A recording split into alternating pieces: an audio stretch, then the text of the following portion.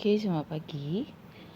Hari ini kita akan meneruskan pembelajaran kita iaitu 2.1.2 menghasilkan skema hubungan yang ternormal daripada permasalahan yang diberi. Ini semuanya ialah ulang kaji. Ya, penormalan ini kita pernah belajar pada tingkatan 4. Okey, apa dia penormalan? Penormalan ini merupakan proses untuk memastikan model data logikal yang terhasil mempunyai anomali yang paling minimum. Penormalan bertujuan untuk menghasilkan skema hubungan dengan menempatkan atribut ke dalam jadual dengan betul bagi mengelakkan masalah anomali. Apa dia anomali? Ialah ralat yang mungkin berlaku apabila pengguna ingin mengemaskini jadual yang mengandungi data berulang. Jadi itu yang kita cuba elak.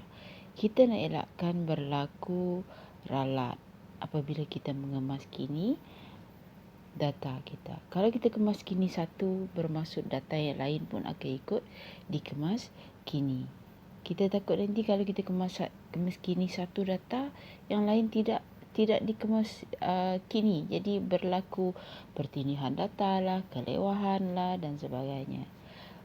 Okey, kita lihat bentuk penormalan yang pertama. Ya, semua ini merupakan perkara yang pernah kamu lalui. 1NF. Jika tiada atribut yang mempunyai kumpulan data yang berulang. Setiap atribut mempunyai satu nilai saja. Satu nilai ya. Jadual dikatakan dalam bentuk normal pertama apabila kumpulan data berulang dihapuskan. Ini dilakukan dengan membentuk kunci prima. Okey, kita lihat sama-sama.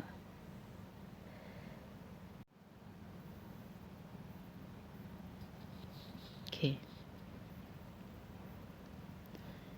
Kita lihat jadualnya. Screenwriter. Okey. Kalau kita lihat jadual kosong NF ni, kita akan dapati ada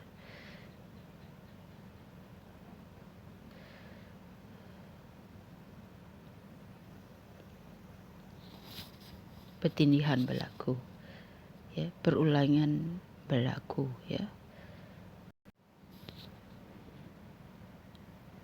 Kita lihat yang pertama. Ini ialah jadual inventory, ya. Kita lihat yang pertama. A01 ni. A01 ni. Dia ada dua nama barang yang berkongsi A01, iaitu bola sepak dan bola jaring. Ya, itu yang menyebabkan kita perlu buat satu NF. Kemudian dia tidak mempunyai kunci prima. Okey.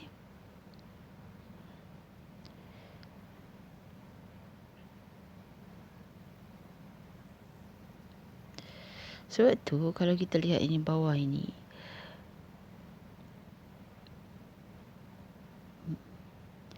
secara ringkasnya lah, ya, tak perlu kita tengok secara detail sebab benda ni kita pernah lalui. Ya, A01 kita dah pisahkan, bola sepak dengan bola jaring kita dah pisahkan. Ya, untuk bola sepak kita letakkan A01, untuk bola jaring kita letak A02. Jadi setiap data itu dia mempunyai satu jalur, satu data, satu jalur, satu data, satu atribut, satu nilai, ya. Satu atribut, satu nilai. Dia tidak ada 2 nilai, 3 nilai, 4 nilai, ya. Jadi semuanya ada diisi. Tengok yang ini. Perbandingan ni, perbandingan kawasan ni, tengok kosong, ya. Jadi sebab itulah antara satu daripada ciri satu NF ialah kita jadikan dia satu nilai, satu jalur, kemudian kita kena ada letak kunci prima. Okey, jadilah satu NF.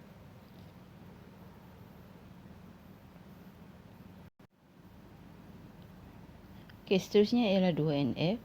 2NF ialah hubungan kriteria berikut dipenuhi. Jadual adalah dalam bentuk normal pertama. Okey, kita mesti melalui 1NF dahulu. Dan semua atribut bukan kunci bergantung sepenuhnya kepada atribut kunci. Okey, di sini nanti kita kena pasti atribut mana yang akan bergantung kepada kunci, atribut kunci, ya. Okey, kebergantungan separa. Jika ada atribut bukan kunci, hanya bergantung kepada salah satu daripada atribut kunci. Jadi dalam jadual kita tu nanti kita ada banyak kunci. Ya, nanti kita akan kena pasti yang mana satu atribut bergantung kepada kunci ni, yang mana satu atribut bergantung kepada kunci satu lagi. Okey. Contoh yang kita ada ialah jadual barang tadi. Ya, jadual barang mempunyai dua kunci prima, iaitu nombor barang dan ID murid.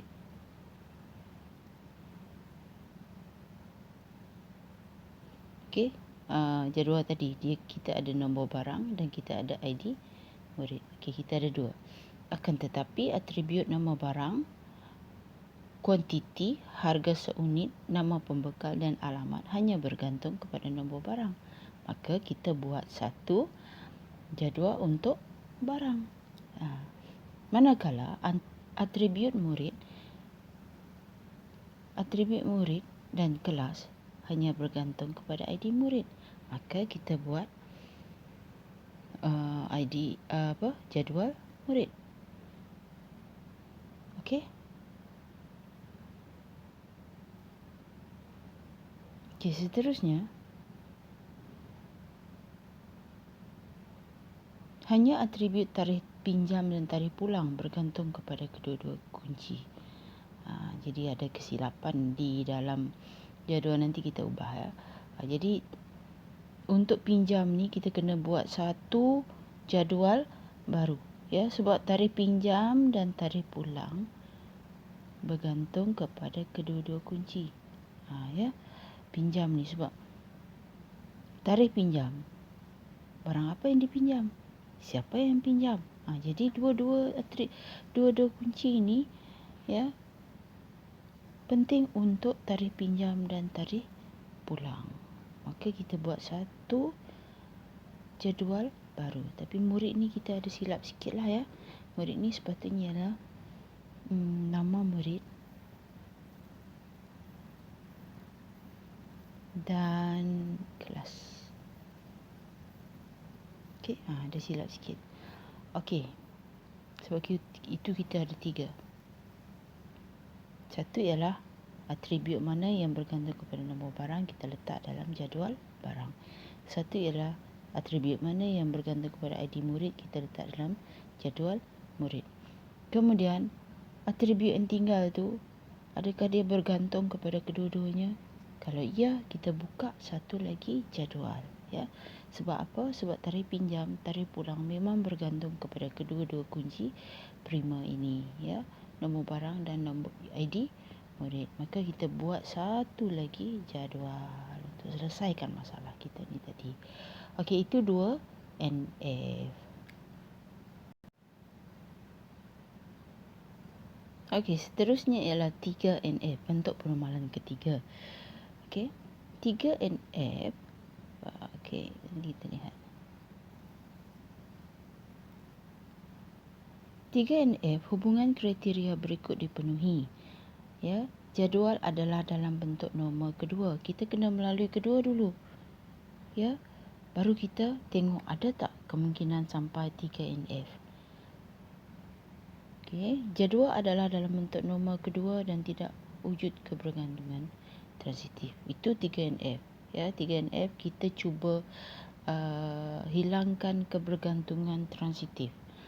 Apa dia kebergantungan transitif? Ialah apabila wujudnya kebergantungan antara atribut bukan kunci dengan bukan kunci. Kita ada dua kunci tadi, ya. Kita ada dua kunci, iaitu ID murid dan juga nombor barang. Jadi yang kita kena tengok atribut mana yang tidak itu kunci, iaitu kunci nombor barang dengan ID murid. Yang bukan kunci ialah nama, kuantiti, harga seunit, ya. Jadi kita kena tengok ada tak atribut bukan kunci bergantung dengan atribut bukan kunci. Kita lihat contoh.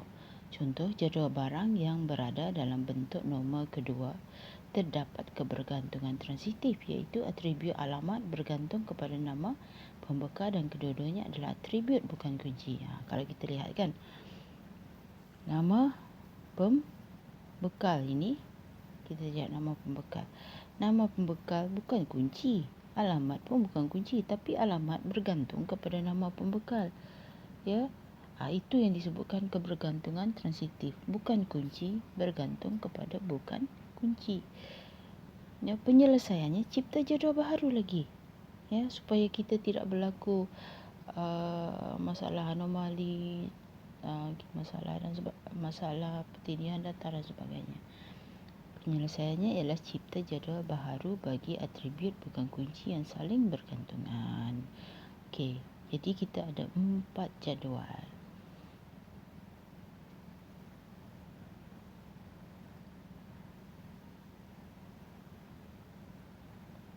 Okey, mula-mula kita ada 3 kan.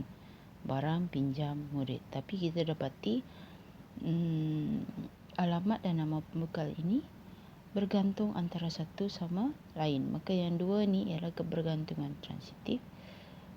Ya, kedua-dua ni adalah kebergantungan transitif dan kita kena buat penormalan 3NF untuk mengelakkan perkara ini, untuk menyingkirkan kebergantungan transitif tadi. Okey, jadi dia jadi macam ini. Ada 4 jadual.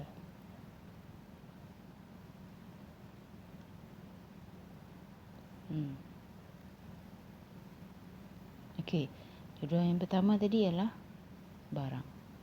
Jadual yang kedua pinjam. Jadual yang ketiga murid. Dan kita buka satu jadual lagi, iaitu pembekal. Yang mana nama pembekal dan alamat ini kita gariskan nama pembekal sebagai kunci prima. Ya. Dua-dua ini bukan kunci prima sebenarnya. Dua-dua ini adalah atribut bukan kunci, tapi kita buka juga kerana ada kebergantungan antara kedua-duanya. Maka akan ada perubahan pada jadual barang. Kita tak perlu letak alamat di sini lagi sebab kita sudah pakai kunci dia saja, nama pembekal saja. Okey. Nah, jadi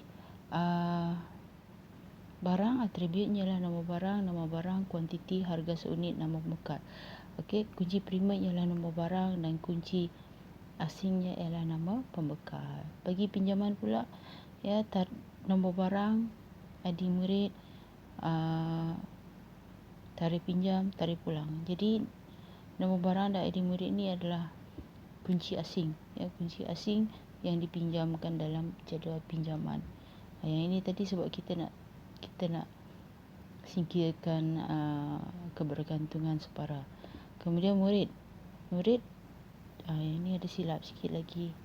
Sini ialah nama murid, sini ialah kelas. Okey. Jadi itu ialah murid. Kemudian pembekal. Inilah yang menjadikannya sehingga kepada 3NF. Kerana nama pembekal dan alamat ini ialah atribut bukan kunci, tapi bergantung antara satu sama lain.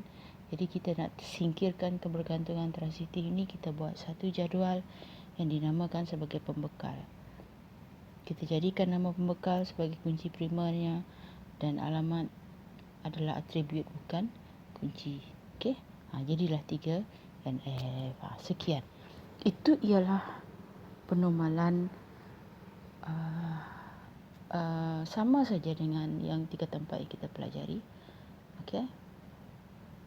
Dan biasanya penormalan untuk tingkatan 3 tempat dan tingkatan 5 ini kita buat sehingga 3NF. Okey, sehingga 3NF. Okey. Sekian, terima kasih. Nanti cikgu bagi nota-nota yang lain.